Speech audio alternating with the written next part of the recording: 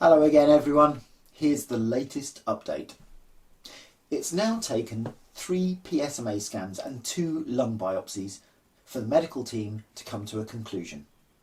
But as always, it was not going to be straightforward. March 2021 is already a hazy mix of dates, but I'll try to be as clear as possible. I looked back at my diary and my last video to see where we were up to, so I'm going to take it slowly to avoid confusion for you and for me. We left off with still no definitive decision, and I'm again asked to go for a second biopsy. And this time it's on the new area in my lung. Now again, some of these details may not be best if you're squeamish, but I want to go through my process and attitude to help allay any fears in other people. I'm going to start now, but you can skip to, I think it's 1 minute 45 for just the updates. Because the tumour is more to the centre of my body, the biopsy is a tube down the throat and into the lung. Now, I've heard of people having the camera down the throat and not managing to cope at all. However, I think as it's not just down the throat but into the lung, the drugs will be better. I'm told I'll have an anaesthetic spray in my mouth and drugs through a cannula in my hand. And the idea is, although not fully out, I won't really remember much at all. I'm laid on the table and the team bustle around me. The spray is given and drugs administered. And I'm still very aware of what's going on. Now, as they begin to get the tube near my mouth, I decide to close my eyes and take easing breaths to help. And it's a strange sensation. I mean, it's not even painful or uncomfortable, but I can sense where the tube is going and when it's cutting through and going into my lung. And as I relax and let them get on with things, they keep giving me reassuring phrases. And so, towards at the end, I open my eyes. And one of the nurses looks and asks, "Oh, are you all right?" At which point I cross my eyes and raise my thumb, and they think, oh, they've given him too many drugs. Now, this procedure was done efficiently and with great care from the team. Really professional, taking as much of the anxiety out of it as possible. This took place on a Friday, and Loretta says that the results won't be ready for the Monday meeting, but could be ready for Percy later in the week. I receive a call from Percy saying the result is still not clear, and the biopsy has to be sent to University College Hospital for more stringent analysing. So I wait for Percy to call again.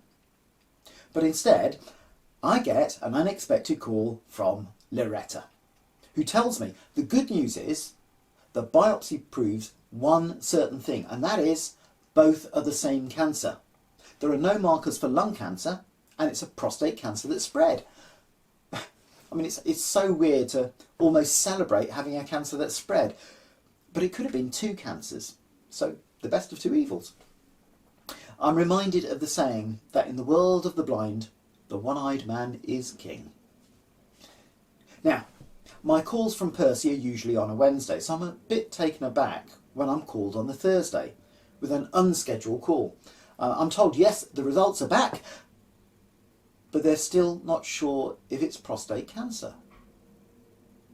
I don't tell him I've spoken to Loretta to see where he's going with this.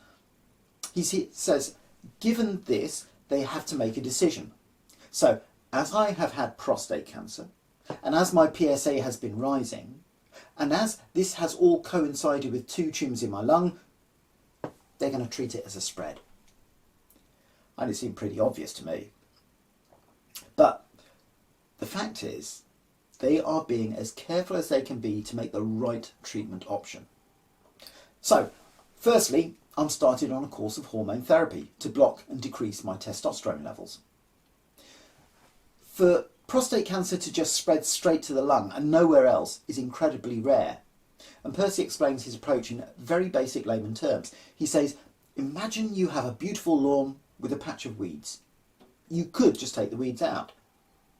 But you think, well, if the weeds are growing in one area, they might be in others, so you would treat the whole lawn. I was dying to ask if this was similar to trimming your lady garden, but I resisted the temptation. So, instead of chemo or radiotherapy, an additional drug called enzalutamide is going to be administered.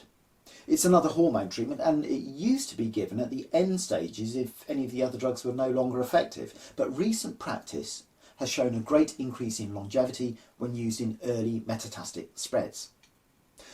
I'm also asked about going on a medical trial for immunotherapy at the same time as this.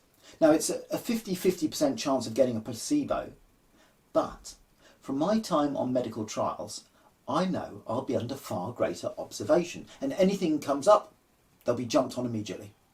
So, my treatment plan is as follows: 3 monthly hormone shots, enzalutamide 4 tablets daily, hospital visit of 6 hours every 3 weeks.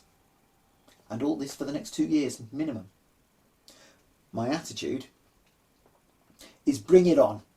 Providing I'm not hit by a bus, my life expectancy has now increased immensely. That's way more time to fill with exciting opportunities. On Thursday, I go in to sign paperwork and get this show on the road. I'm really up for this. And I'll see you with a smiling update soon.